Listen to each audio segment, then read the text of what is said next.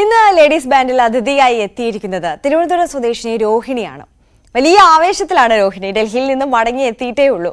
മോദിയോട് നേരിട്ട് സംസാരിച്ചതിന് ശേഷം, നേതാജിയെ അനുസ്മരിച്ച് പാർലമെന്റിലെ സെൻട്രൽ ഹാളിൽ പ്രസംഗിച്ചതിന് ശേഷം, പ്രസംഗ കലയിലെ പ്രതിഭയാണ്, മലയാളത്തിന്റെ അഭിമാനമാണ്. സ്വാഗതം രോഹിണി ലേഡീസ് ബാൻഡിലേക്ക്. നമസ്കാരം രോഹിണി. ആദ്യം തന്നെ വലിയ ഒരു അഭിനന്ദനം അറിയിക്കുകയാണ്. ഈ നേതാജി സുഭാഷ് ചന്ദ്രബോസിന്റെ ജന്മവാർഷിക ദിനമായിരുന്ന ജനുവരി 23-ന് അദ്ദേഹത്തിന്റെ ആ ഒരു ജന്മവാർഷിക ദിനം എത്രത്തോളം വളരെ കേമമായിട്ടാണ് രാജ്യമെമ്പാടും കൊണ്ടാടിയത് എന്നുള്ളത് നമുക്കറിയാം. അദ്ദേഹത്തെ അനുസ്മരിക്കാൻ പാർലമെന്റിൽ ചേർന്ന ചടങ്ങിൽ പ്രധാനമന്ത്രി നരേന്ദ്രമോദി അടക്കം സന്നിഹിതരായിരുന്ന ഒരു ചടങ്ങിൽ സംസാരിക്കാൻ, പ്രസംഗിക്കാൻ അവസരം കിട്ടുക എന്ന് പറയുന്നത് ഒട്ടും ചെറിയ കാര്യമല്ല. അത് ഇന്ത്യയിൽ നിന്ന് ഈ ഒരു വേളയിൽ 8 പേർക്ക് മാത്രം ലഭിച്ച ഒരു അസുലഭ നിമിഷമാണ്. എന്ത് തോന്നുന്നു രോഹിണി? ഒരുപാടധികം സന്തോഷം. എനിക്ക് തോന്നുന്നു ജീവിതത്തിൽ ഒരിക്കലും മറക്കാൻ പറ്റാത്തത്രയും മനോഹരമായ 5 ദിവസങ്ങളായിരുന്നു ഇക്കഴിഞ്ഞ നാളുകൾ എൻ്റെ ജീവിതത്തിൽ. ഒരുപാട് സന്തോഷത്തിന് ഉപരി എനിക്ക് തോന്നുന്നു സംതൃപ്തിയാണ് തോന്നിയത്. കാരണം ഇത്രയും വലിയൊരു സ്റ്റേജ്, ഒരു പബ്ലിക് സ്പീക്കർ എന്ന നിലയിൽ ഇത്രയും വലിയൊരു സ്റ്റേജ് ലഭിക്കുക എന്ന് പറയുന്നത് തന്നെ ജീവിതത്തിലെ ഏറ്റവും വലിയ കാര്യങ്ങളിലൊന്ന് തന്നെയാണ്. ഒരുപാടധികം സന്തോഷം.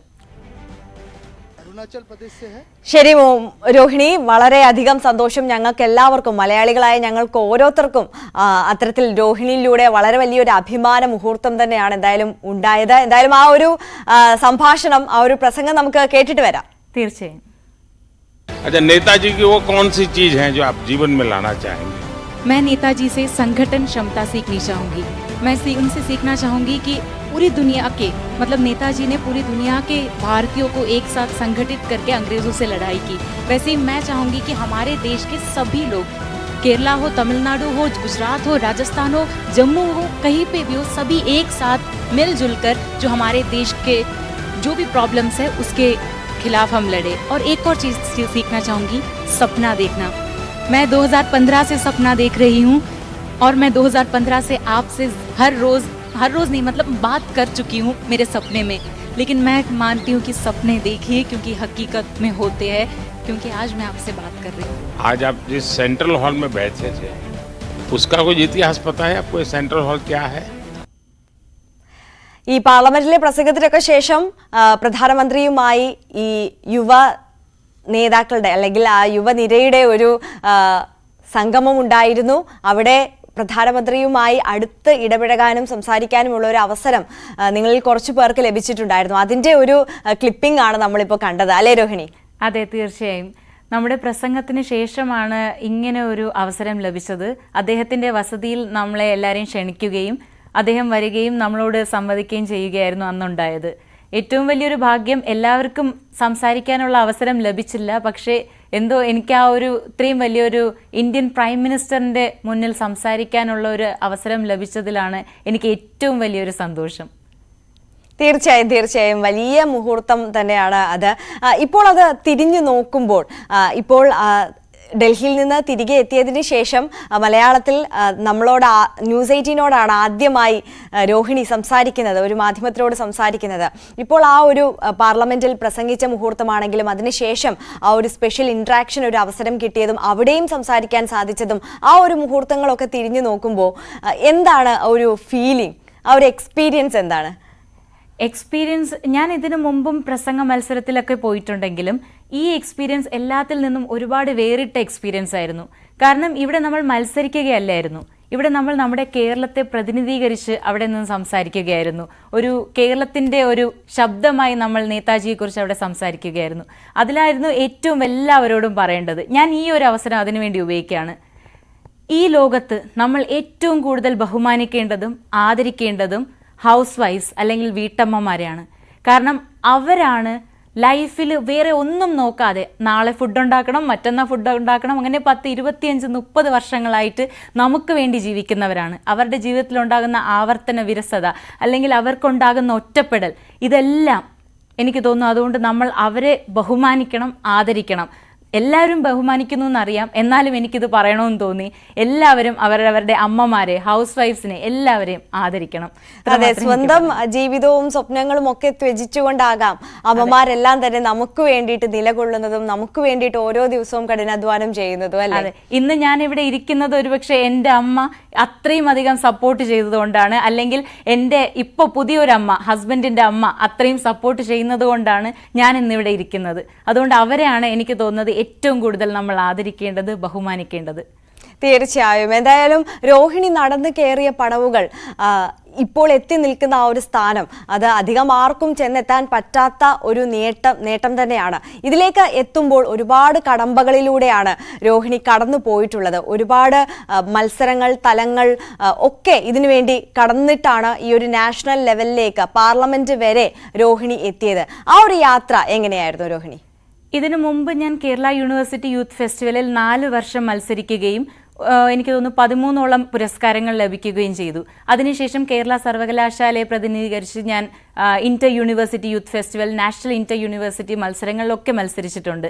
പക്ഷേ എനിക്ക് തോന്നുന്നു 2020 നടന്ന നാഷണൽ യൂത്ത് ഫെസ്റ്റിവലിൽ എനിക്ക് ഫസ്റ്റ് പ്രൈസ് കിട്ടിയായിരുന്നു. അന്ന് ഞാൻ വിചാരിച്ചു, അതിനുശേഷമാണ് എൻ്റെ കല്യാണം കഴിഞ്ഞത്. അപ്പോൾ എനിക്ക് പറയാനുള്ളത്, കല്യാണം കഴിഞ്ഞു എന്ന് വിചാരിച്ച് ആരും വിചാരിക്കരുത് നമ്മുടെ ലൈഫ് അവിടെ തീർന്നു എന്ന്. അല്ല, പിന്നെ നമ്മൾ പുതിയൊരു ലൈഫ് തുടങ്ങുകയാണ്. കാരണം അതിനുശേഷമാണ് എനിക്ക് ഇത്രയും വലിയ ഒരുപക്ഷെ ഈ 4-5 വർഷം കിട്ടാത്തത്രയും ഏറ്റവും വലിയൊരു അവസരം ലഭിക്കുന്നത്. അതുകൊണ്ട് ഒരിക്കലും നമ്മൾ സ്വപ്നങ്ങൾ കാണാതിരിക്കരുത്. ഓരോ ലെവലിലും ഓരോ സ്വപ്നങ്ങൾ കാണുക, അതെല്ലാം പൂർത്തീകരിച്ചുകൊണ്ടിരിക്കുക. തീർച്ചയായും രോഹിണി സൂചിപ്പിച്ചതുപോലെ തന്നെ എന്തായാലും വിവാഹം എന്ന് പറയുന്നത് ഒന്നിന്റെയും അവസാനമല്ല. അത് ജീവിതത്തിൽ അതിന്റെ വഴിക്കുകൂടി പോകുന്ന ഒരു മുഹൂർത്തം മാത്രമാണ്. നമ്മളുടെ കരിയർ, നമ്മളുടെ ലക്ഷ്യങ്ങൾ, അതെപ്പോഴും പെൺകുട്ടികൾ പ്രത്യേകിച്ച് അവരെപ്പോഴും അത് കൈമുതലായി കൊണ്ടു നടക്കണം, അതിനുവേണ്ടി പ്രയത്നിക്കണം എന്നുള്ളതാണ് രോഹിണിക്ക് പറയാനുള്ളത് അല്ലേ? അതെ അതെ, തീർച്ചയായും. രോഹിണി, ഞാൻ പറഞ്ഞു വന്നത്, അതായത് ഇപ്പോൾ ഈ നാഷണൽ യൂത്ത് ഫെസ്റ്റിവലിൽ രോഹിണി വിന്നറായി എന്നുള്ളത് പറഞ്ഞു ഈ പ്രസംഗ മത്സരത്തിൽ. ആ ഒരു നേട്ടമാണോ ഈ പാർലമെന്റ് വരെ എത്തിച്ചത്, അതോ ഇതിനു വേണ്ടി പ്രത്യേകമായ മത്സരങ്ങൾ ഉണ്ടായിരുന്നോ, ഘട്ടങ്ങൾ ഉണ്ടായിരുന്നോ? അതെങ്ങനെയായിരുന്നു? നാഷണൽ യൂത്ത് ഫെസ്റ്റിവൽ മറ്റൊരു മിനിസ്ട്രി ഓഫ് യൂത്ത് അഫയേഴ്സ് നടത്തുന്ന ഒരു മത്സരമാണ്. ഇത് നമ്മുടെ ലോക്സഭാ സ്പീക്കർ ഓം ബിർലാജി അദ്ദേഹത്തിൻ്റെ ഒരു ആശയത്തോടെ കൂടെ ഉണ്ടായ ഒരു ഇതാണ്. അതായത് എല്ലാ നമ്മുടെ നാഷണൽ ലീഡേഴ്സ്, നമ്മൾ മറന്നു പോയിക്കൊണ്ടിരിക്കുന്ന ഫ്രീഡം ഫൈറ്റേഴ്സിനെ കുറിച്ച് നമ്മുടെ യുവാക്കളിലേക്ക് ഒരു അറിവ് എത്തിക്കുക എന്നുള്ള ഒരു ലക്ഷ്യത്തോടെ തുടങ്ങിയതാണ്. അങ്ങനെ ഒക്ടോബർ 2 മഹാത്മാഗാന്ധിയുടെ ബർത്ത് ആനിവേഴ്സറി മുതൽ തുടങ്ങിയതാണ്. അപ്പോൾ ഇപ്രാവശ്യം നേതാജി സുഭാഷ് ചന്ദ്രബോസിന്റെ ഒരു ബർത്ത് ആനിവേഴ്സറിക്ക് ഈ ഒരു അവസരം ഉണ്ടാവുകയും അതിനുവേണ്ടി ആദ്യം ഡിസ്ട്രിക്ട് ലെവൽ മത്സരം ഉണ്ടായിരുന്നു, പിന്നെ സ്റ്റേറ്റ് ലെവൽ മത്സരം, അതിനുശേഷം നാഷണൽ ലെവൽ സ്ക്രീനിങ്ങിലൂടെ 8 പേരെയാണ് തെരഞ്ഞെടുത്തിരിക്കുന്നത്. എല്ലാ സ്റ്റേറ്റിൽ നിന്നുമുള്ള പ്രതിനിധികൾ ഉണ്ടായിരുന്നു. പക്ഷേ എന്നിരുന്നാൽ പോലും അതിൽ നിന്ന് വീണ്ടും സ്ക്രീനിംഗ് നടത്തി 8 പേർക്ക് മാത്രമാണ് ഈ ഒരു സംസാരിക്കാൻ ഒരു അവസരം ലഭിച്ചത് അല്ലേ? അതെ അതെ, തീർച്ചയായും അത് വളരെ വലിയൊരു നേട്ടമാണ്.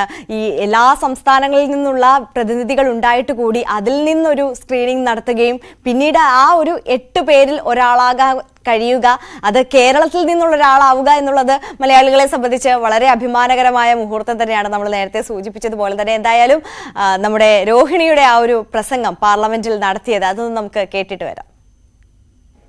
देवी और सज्जनों, आप सभी को मेरा नमस्कार। आज मैं रोहिणी एम, ईश्वर की अपनी धरती केरल से नेहरू युवा केंद्र संगठन तिरुवनंतपुरम का प्रतिनिधित्व कर रही हूँ। मातृभूमि के रक्षक, सदैव राष्ट्रवादी, भारतीयों के प्रेरणा स्रोत नेताजी सुभाष चंद्र बोस ये सिर्फ एक नाम नहीं, बल्कि युवाओं के अंदर क्रांति की ललक पैदा करने वाली एक चिंगारी है। नेताजी ने अपने कॉलेज के शुरुआती दिनों में ही बंगाल में क्रांति की वह मशाल जलाई जिसने भारत की आजादी की लड़ाई को एक नई धार दी। राष्ट्रीय आंदोलन में उनका योगदान अंग्रेजी अखबार फॉरवर्ड में कलम चलाने से लेकर आजाद हिंद फौज का नेतृत्व कर अंग्रेजों से लोहा लेने तक का रहा। नेताजी ने भारत की पहली अंतरिम सरकार की स्थापना की और 21 अक्टूबर 1943 को पहली बार भारत की धरती पर राष्ट्रीय ध्वज फहराया। नेताजी भारत की विरासत पर गर्व करते थे और जल्द से जल्द भारत को आधुनिक भी बनाना चाहते थे। भारत के सम्माननीय प्रधानमंत्री महोदय श्री नरेंद्र मोदी जी ने कहा है कि आने वाले 25 साल हमारे देश और 130 करोड़ की आबादी के लिए बेहद खास होने वाली है। आजादी के इस अमृत काल में हम सभी युवाओं का कर्तव्य है देश के विकास में, राष्ट्र निर्माण में अपनी भागीदारी देना। जय हिंद। तुम मुझे खून दो, मैं तुम्हें आजादी दूंगा। नेताजी के ये शब्द अपनी मातृभूमि के प्रति हमारे कर्तव्य के भाव को जगा देती है। जिस तरह नेताजी ने पूरे विश्व के भारतीयों को संगठित किया, उनसे हम सभी युवाओं को संगठन क्षमता सीखनी चाहिए। हम सबको एक साथ मिलजुल कर एक भारत श्रेष्ठ भारत के सपने को साकार करनी चाहिए। महिलाओं को समान अधिकार और सम्मान देने हेतु नेताजी सुभाष चंद्र बोस ने महिलाओं की फौज रानी झांसी ब्रिगेड बनाई और साथ ही उन्होंने आजाद हिंद फौज में सभी धर्मों के लोगों को साथ में जोड़ दिया। आज से लगभग 80 वर्ष पहले नेताजी ने ये उदाहरण करके दिखाया कि देश सर्वोपरि है। मनुष्य का धर्म, जाति, रहन सहन, खान पान, विचार, संस्कृति इन सब से परे है। आज जब देश आत्मनिर्भर भारत के संकल्प के साथ आगे बढ़ रहा है, तब उत्कृष्ट राष्ट्र प्रेम, निस्वार्थ राष्ट्र सेवा, एक बड़े लक्ष्य के प्रति पूर्ण समर्पण, प्रतिकूल परिस्थितियों में अदम्य साहस और देश के प्रति आशावादी दृष्टि रखने वाले सुभाष चंद्र बोस नई पीढ़ी के लिए सदैव सदैव प्रेरणा के स्रोत बने रहेंगे। अंत में सभी युवाओं से, सभी भारतवासियों से बस यही कहूंगी कि तू शेर ए हिंद आगे बढ़, मरने से तू जरा न डर, उड़ा के दुश्मनों का सर, जोश ए वतन बढ़ाए जा। ये जिंदगी है कौम की, ये जिंदगी है कौम की, तू कौम पे लुटाए जा, तू कौम पे लुटाए जा। जय Hind. Rohini, what A moment എന്നൊക്കെ നമ്മൾ പറയില്ലേ, അത്തരത്തിൽ വിശേഷിപ്പിക്കാൻ കഴിയുന്ന ഒരു മുഹൂർത്തമാണ്. കണ്ടു നിന്ന് നമുക്ക് പോലും രോമാഞ്ചം തോന്നിപ്പോകുന്നു. ആ പോഡിയത്തിൽ നിന്നപ്പോൾ എന്താണ് ശരിക്കും തോന്നിയത്? ആ പോഡിയത്തിൽ നിന്നപ്പോൾ തോന്നി ജീവിതത്തിൽ ഏറ്റവും കൂടുതൽ ആഗ്രഹിച്ച ഒരു മൊമെന്റ് ആണ്. അത് മാക്സിമം രീതിയിൽ, ഏറ്റവും നല്ല രീതിയിൽ പറയണം, ഏറ്റവും നല്ല രീതിയിൽ അതൊരു ഓർമ്മയായി സൂക്ഷിക്കാൻ പറ്റുന്ന രീതിയിൽ സംസാരിക്കണം, പ്രസംഗിക്കണം എന്നുള്ളതായിരുന്നു ആ ഒരു മൊമെന്റിലുള്ള ഒരു ഫീലിംഗ്. തീർച്ചയായും ഈ മോദിജിയുമായി പിന്നീട് സംസാരിക്കുന്ന ആ ഒരു സമയത്തും രോഹിണി അത് സൂചിപ്പിക്കുകയുണ്ടായി. ഇന്നാണ് ഞാൻ സംസാരിക്കുന്നതെങ്കിലും കഴിഞ്ഞുപോയ പല ദിവസങ്ങളിലും സ്വപ്നത്തിലും ഒക്കെ താങ്കളോട് ഞാൻ സംസാരിച്ചു കഴിഞ്ഞു, അതിനുവേണ്ടി ഞാൻ പ്രാക്ടീസ് ചെയ്ത് കഴിഞ്ഞിട്ടുണ്ട് എന്നുള്ളതല്ലേ? അതെ അതെ, ഞാനിങ്ങനെ ഒരുപാട് വേദികളിൽ ഞാൻ എൻ്റെ സ്വപ്നത്തിൽ തന്നെ സംസാരിക്കാറുണ്ട് അവരോട്. അങ്ങനെ സ്വപ്നം കണ്ടാൽ മാത്രമേ അത് റിയൽ ആയിട്ട് നമുക്ക് ചെയ്യാൻ പറ്റൂ എന്ന് എനിക്ക് തോന്നുന്നു. ചെറുപ്പം മുതൽ ഈ പ്രസംഗ കലയുമായിട്ട് മുന്നോട്ട് പൊയ്ക്കൊണ്ടിരുന്ന ഒരു പ്രതിഭയായിരുന്നല്ലേ രോഹിണി? പ്രസംഗ കലയിലാണോ കൂടുതൽ താല്പര്യം ചെറുപ്പം മുതൽ ഉണ്ടായിരുന്നത്? അതെ, പ്രത്യേകിച്ചും ഹിന്ദി പ്രസംഗത്തോടാണ് എനിക്ക് ഏറ്റവും കൂടുതൽ ഇഷ്ടം. അത് എനിക്ക് തോന്നുന്നു KV പട്ടം സ്കൂളിൽ പഠിച്ചപ്പോൾ മുതൽ SN കോളേജ് ചെമ്പഴന്തിയിൽ പഠിച്ചപ്പോഴും ഇന്നും അത് തുടർന്നുകൊണ്ടേയിരിക്കുകയാണ്. ഈ ഏതെങ്കിലും ഒരു കലയോട് നമുക്ക് അഭിരുചി ഉണ്ടാകാൻ വളരെ എളുപ്പമാണ്, പക്ഷെ അതിനെ വളർത്തിയെടുക്കുക, അതിൻ്റെ ഏറ്റവും മികവുറ്റ രീതിയിൽ അതിനെ മാറ്റിയെടുക്കുക എന്നുള്ളതാണ് ഏറ്റവും പ്രയാസകരം. രോഹിണിയുടെ ഒരു പ്രാക്ടീസ് ചെറുപ്പം മുതലുള്ളത് ഇതിനു വേണ്ടി എങ്ങനെയായിരുന്നു? ചെറുപ്പം മുതലേ നമ്മൾ എന്തെങ്കിലും ഒരു വിഷയം കിട്ടുമ്പോൾ അതിനെക്കുറിച്ച് വെറുതെ സംസാരിക്കുക, കണ്ണാടിയുടെ മുന്നിൽ നിന്ന് സംസാരിക്കുക, അല്ലെങ്കിൽ മറ്റുള്ളവരുമായി, ഫ്രണ്ട്സുമായി അതിനെക്കുറിച്ച് സംസാരിക്കുക, പിന്നെ ഓരോ കോമ്പറ്റീഷനിൽ പങ്കെടുക്കുക. അത് തന്നെയായിരുന്നു ഞാൻ പണ്ട് മുതലേ ചെയ്തുകൊണ്ടിരുന്നത്. ഒരുപാട് ഹോംവർക്ക് വേണ്ടി വരുന്ന ഒരു കാര്യമല്ലേ? അതായത് ഏത് വിഷയമാണ് നമുക്ക് മുന്നിലേക്ക് കിട്ടാൻ പോകുന്നതെന്ന് ഒരു ധാരണയുണ്ടാകില്ല. അപ്പോൾ എല്ലാ വിഷയങ്ങളെ കുറിച്ചും പഠിച്ചു വെക്കണം. അതെ അതെ, നമ്മൾ എല്ലാ വിഷയത്തെക്കുറിച്ചും നമുക്ക് ചെറിയൊരു അറിവ് എങ്കിലും ഉണ്ടെങ്കിൽ മാത്രമേ നമുക്ക് അതിനെക്കുറിച്ച് സംസാരിക്കാൻ പറ്റൂ. അപ്പോൾ എങ്ങനെയാണ് ഈ അറിവുകളൊക്കെ നേടിക്കൊണ്ടിരുന്നത്? ബുക്സ് വായിച്ചും ന്യൂസ് പേപ്പർ റീഡിങ്, ചെറുപ്പം മുതലേ ആ ഒരു രീതികൾ, ആ ഒരു പാറ്റേൺ ഫോളോ ചെയ്തു വരുന്നിരുന്ന ഒരു കുട്ടിയായിരുന്നു രോഹിണി? എനിക്ക് തോന്നുന്നു ഞാൻ ഒരിക്കലും അധികം ബുക്സ് വായിക്കാറില്ലായിരുന്നു. എനിക്ക് കിട്ടിയിട്ടുള്ള അറിവെല്ലാം ഞാൻ മറ്റുള്ളവരുടെ കഥകൾ കേട്ടും അവരുടെ അഭിപ്രായങ്ങൾ എനിക്ക് കേൾക്കാൻ ഒരുപാട് ഇഷ്ടമാണ്. അപ്പോൾ അവരുടെ കഥകൾ കേട്ടും അവരുടെ അനുഭവങ്ങൾ കേട്ടും അല്ലെങ്കിൽ TV-യിൽ വാർത്തകൾ കേട്ടുമാണ് എനിക്ക് കുറച്ചെങ്കിലും നോളജ് കൂടിയിട്ടുണ്ടെങ്കിൽ ഉണ്ടായിട്ടുള്ളത്. തീർച്ചയായും രോഹിണി ഇപ്പോൾ ദുബായിലാണ് ഉള്ളത്. വിവാഹശേഷം ദുബായിലേക്ക് പോയി അവിടെ വർക്ക് ചെയ്തുകൊണ്ടിരിക്കുകയായിരുന്നു. ഇപ്പോൾ ഈ ഒരു അവസരം ലഭിച്ചപ്പോഴാണ് വീണ്ടും തിരികെ നാട്ടിലേക്ക് എത്തിയത് എന്ന് നമുക്കറിയാം. രോഹിണി നേരത്തെ സൂചിപ്പിച്ചതുപോലെ തന്നെ ഒരുപാട് സ്വപ്നം കാണണം എന്നുള്ളത്. രോഹിണിയുടെ ഇനിയുള്ള സ്വപ്നങ്ങൾ, ഇനി നിറവേറ്റാനുള്ള സ്വപ്നങ്ങൾ അതെന്തൊക്കെയാണ്? ഇനി നിറവേറ്റാൻ ഇത് വലിയൊരു സ്വപ്നമാണ് ഇപ്പം നടന്നിരിക്കുന്നത്. ഇനി മുന്നോട്ട് എൻ്റെ ഏറ്റവും വലിയ സ്വപ്നം എന്ന് പറയുമ്പോൾ നമുക്കുള്ള കഴിവുകൾ അത് നമ്മൾ മറ്റുള്ളവരിലേക്ക് എത്തിക്കുക എന്നുള്ളതാണ്. അപ്പോൾ എനിക്ക് ഇനി ഒരു ട്രെയിനിങ് മേഖലയിലേക്ക് കടക്കണം എന്നുള്ളതാണ് എൻ്റെ ഏറ്റവും വലിയ ആഗ്രഹം. എനിക്കറിയുന്ന കാര്യങ്ങൾ മറ്റുള്ള യുവാക്കളിലേക്ക്, കുട്ടികളിലേക്ക് എത്തിക്കണം എന്നാണ് എൻ്റെ ഏറ്റവും വലിയ ആഗ്രഹം. ഈ പ്രസംഗ കലയിൽ ഒരു ട്രെയിനിങ് സെന്റർ തുടങ്ങുന്നതിനെ കുറിച്ചൊക്കെയാണോ ആലോചിക്കുന്നത്? പ്രസംഗകല മാത്രമല്ല, സോഫ്റ്റ് സ്കിൽസ്, പേഴ്സണാലിറ്റി ഡെവലപ്മെന്റ്, അങ്ങനെ എല്ലാ സോഫ്റ്റ് സ്കില്ലിനെയും ചേർത്ത് പ്രസംഗം എല്ലാം വരുന്ന ഒരു രീതിയിലുള്ള ഒരു ട്രെയിനിങ് ഇൻസ്റ്റിറ്റ്യൂട്ട് തുടങ്ങണം എന്നതാണ് എൻ്റെ ഏറ്റവും വലിയ സ്വപ്നം.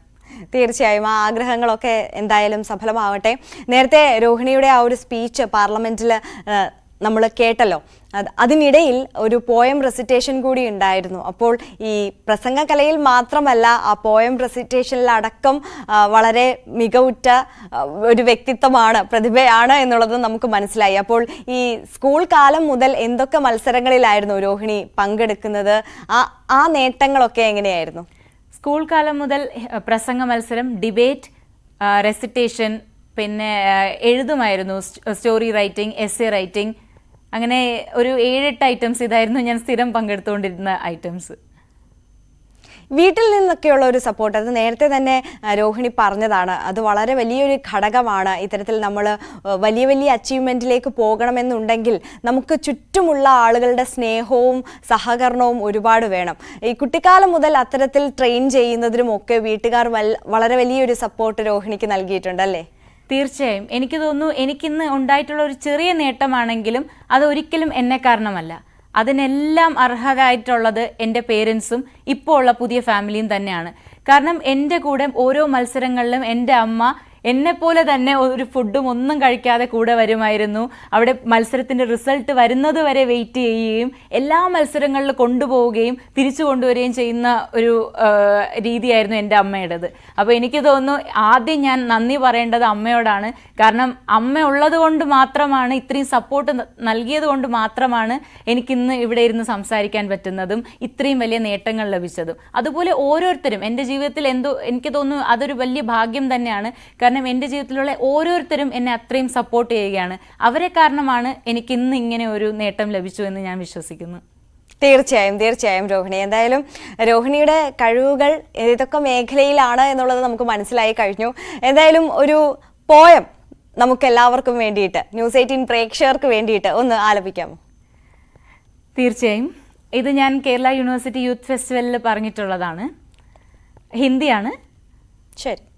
इंडिया गेट की अमर जवान ज्योति से, कश्मीर में बने कब्रिस्तानों से आती है आवाज यही, अमर शहीदों का लहू बदनाम न होने देंगे, मर जाएंगे मिट जाएंगे वतन नीलाम न होने देंगे, हम उस आजादी का हरगिज कत्ले आम न होने देंगे, कत्ले आम न होने देंगे वतन नीलाम न होने देंगे.